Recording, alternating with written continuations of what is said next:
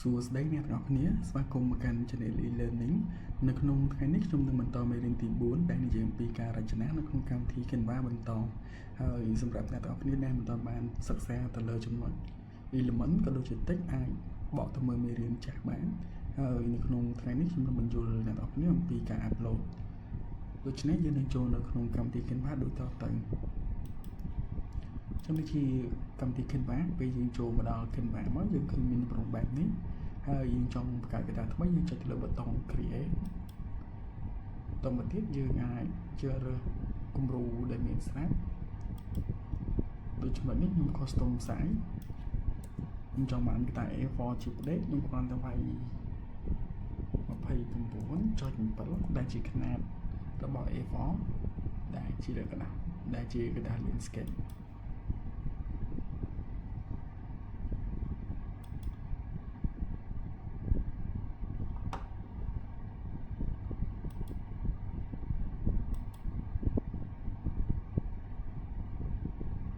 អញ្ចឹងយើងបានបង្កើតកេរ្តិ៍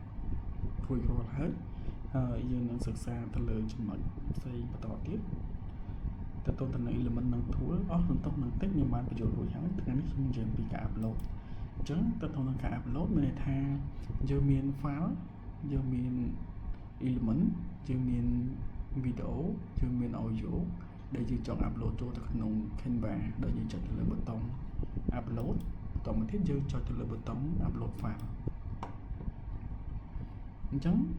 យើងជ្រើសរើសទីតាំង file ដែលយើងបានផ្ទុកមកមានថាយើងទុក folder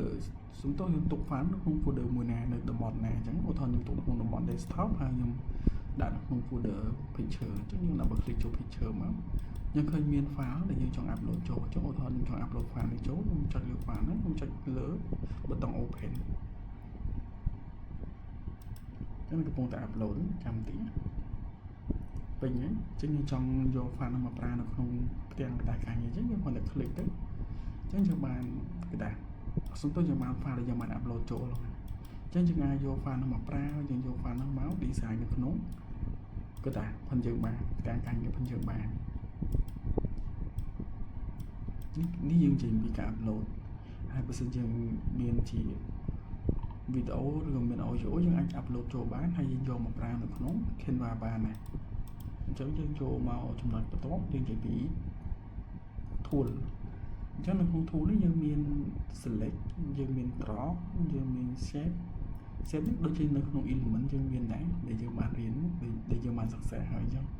គឺយើងមាន shape យើងមាន rectangle មាន rectangle round មាន circle មាន triangle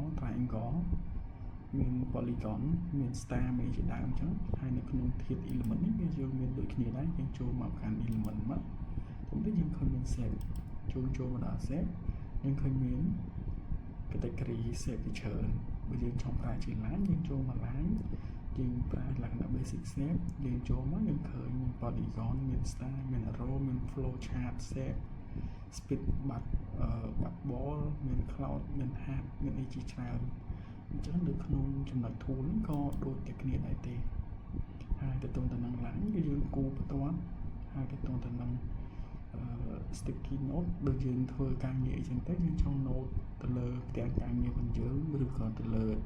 រូបភាពរបស់យើងអាចប្រើ sticky note នោះបានតែយើងចុចលើ sticky note នោះមកយើងទៅពណ៌ប៉ុន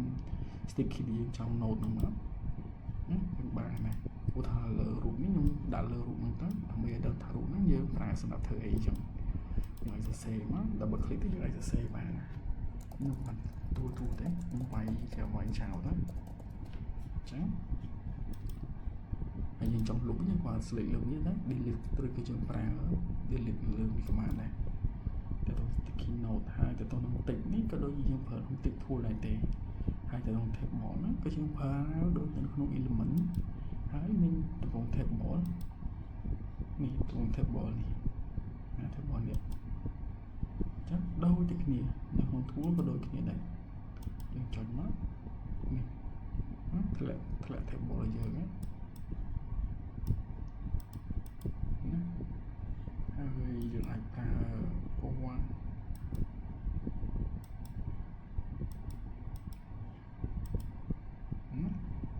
ស្អីជា ប្រអប់យើងប្រើជាប្រអប់ហ្នឹងខ្ញុំអត់សិក្សាខ្ញុំអត់ឲ្យទេខ្ញុំអត់សិក្សាបន្ថែមទេយើងអាចមើលមេរៀនចាស់បានទៅក្នុង element ខ្ញុំបានបញ្ចូលរួចហើយរឿង table ទៅនឹង form ឬក៏ grid នេះខ្ញុំបានបញ្ចូលហើយ 3D ខ្ញុំបាននិយាយហើយដែរchứខ្ញុំអត់អាចលំបាត់ទៀតទេទៅនឹង tool គឺមានតែប៉ុណ្ណឹងហើយមកដល់ចំណុចក្រោមយើងនិយាយពី project នៅក្នុងចំណុច project នេះមានន័យថាយើងមានការងារជាច្រើនទៅនឹងការ design ការធ្វើ poster ឬក៏យើងបង្កើតទម្រង់ជាច្រើនហើយយើងពេលដែលយើងរក file ឬក៏យើងរកការងាររបស់យើងគឺវារញ៉េរញ៉ៃមានថាវាច្រើនពេកយើងអត់ដឹងថាយើងផ្ទុកអីខ្លះហើយទុកនៅក្នុងតំបន់ណាអញ្ចឹងយើងចូលមក project មកយើង create folder ហើយយើងអាចដាក់ការងាររបស់យើងទៅតាម folder ដែលយើងបានបង្កើតឧទាហរណ៍ថាឥឡូវខ្ញុំបង្កើត poster ខ្ញុំបង្កើត folder មួយ poster អញ្ចឹងខ្ញុំ continue មកនេះខ្ញុំមាន folder poster អញ្ចឹងពេលដែលខ្ញុំបង្កើតការងារក្រោយៗមកខ្ញុំអាចទាញការងាររបស់ខ្ញុំដាក់ទៅក្នុង folder poster នេះទៅហើយទៅនឹងការងារផ្សេងទៀតឧទាហរណ៍ថាខ្ញុំបង្កើតទៅនឹង slide presentation ណាខ្ញុំ continue មកខ្ញុំបង្កើតបាន folder presentation មួយទៀតហើយអញ្ចឹងរាល់ការងារដែលយើងនិយាយពីការធ្វើបទបង្ហាញធ្វើពី slide presentation នេះគឺយើងអាចដាក់ចូលទៅក្នុង folder presentation នេះមកដើម្បីកុំឲ្យច្រឡំបើសិនជាយើងអត់បង្កើត folder ទេការងារយើងកាន់តែច្រើនវាធ្វើឲ្យការងារដែលយើងចង់រកគឺយើងចាយពេលរកច្រើនអញ្ចឹងយើងអាចចូលមកក្នុង project ហើយយើងទាញការងារដែលយើងបានធ្វើកន្លងមកនោះដាក់ចូលទៅក្នុង folder មួយតាម category ការងាររបស់យើង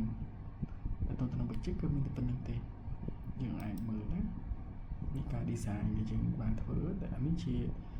ការ design ដែលបានដាក់ចូលក្នុង category ទេយកបានបង្កើត folder ទុកទេអញ្ចឹងយើងបង្កើតដាក់ចូលខ្ញុំវាច្រើនហើយបើសិនជាការងារយើងច្រើនរាប់រយចម្ពោះឬក៏រាប់រយ file គឺយើងពិបាករកមែនទែនអញ្ចឹងហើយតម្រូវយើងបង្កើត folder មកហើយយើងដាក់ចូលទៅក្នុង folder ដែលយើងបាន create ហ្នឹងទៅយើងអាច add design យើង add file ឬ upload folder ចូលទៅក្នុង presentation ដែលយើងបានបង្កើត folder ហ្នឹងអញ្ចឹងទៅក្នុង project គឺមានតែប៉ុណ្្នឹងហើយខ្ញុំសូមបន្តទៅនឹង app កន្លែង app នេះមានន័យថាយើងដូចខាងក្រោមនេះអញ្ចឹងនេះខ្ញុំបាន add app ចូលហើយខ្ញុំ add app Magic Media ខ្ញុំ add app audio chat Thai Extrude គឺខ្ញុំបាន add ចូលដូចជា app QR នេះគឺខ្ញុំ add ចូលដែរព្រោះថាខ្ញុំចង់ link មកកាន់ Canva ខ្ញុំ copy link ហ្នឹងមកខ្ញុំដាក់ចូលខ្ញុំ paste ទៅបន្តិចខ្ញុំ generate code គឺណាគឺបង្កើត QR ឲ្យយើងចឹងយើងគាត់ scan ទៅវាលឹមពីនាំយើង link មកចូលមកកាន់ link ខាងលើនេះដែលយើងបាន generate មិញហ្នឹងចឹងងាយស្រួលមែនទេយើងមិនចាំទៅបង្កើត QR នៅក្នុង application ផ្សេងទេនៅក្នុង Canva គឺវាអាចធ្វើបានកន្លែងនេះយើងអាច custom size យើងអាច select margin យើងដូរពណ៌ដូរ color បានចឹងយើង generate សារមិញមកចេញពណ៌ក្រហមមិញណាចឹងកន្លែងនេះយើងចង់ឲ្យធំបន្តិចទូធំយើងស្រែកតាមហ្នឹងណាចឹងកន្លែងនេះគឺខ្ញុំ add ទេនៅក្នុង Canva វាមានកន្លែង add ចឹងណាចឹងយើងចូលកន្លែង add ហើយយើង add មកវាមាន add ច្រើនវាមាន AI voice វាមាន audio មាន background ចឹងយើង add background យើងគាត់ click background ចឹងមកទៅសុទ្ធតែ background យើងរើស background បានយើងវាមាន category របស់វាមាន texture មាន food មាន abstract flower nature all design អញ្ចឹងចុចមួយមកណាយើងឃើញមាន background ណាអញ្ចឹងយើង scroll ក្រោមមកយើងឃើញមានចាំទេន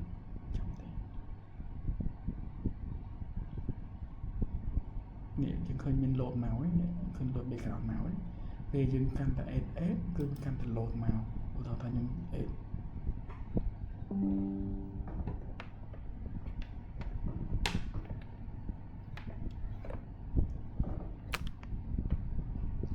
ឧទាហរណ៍ខ្ញុំ add បន្ថែមទៀតឧទាហរណ៍ image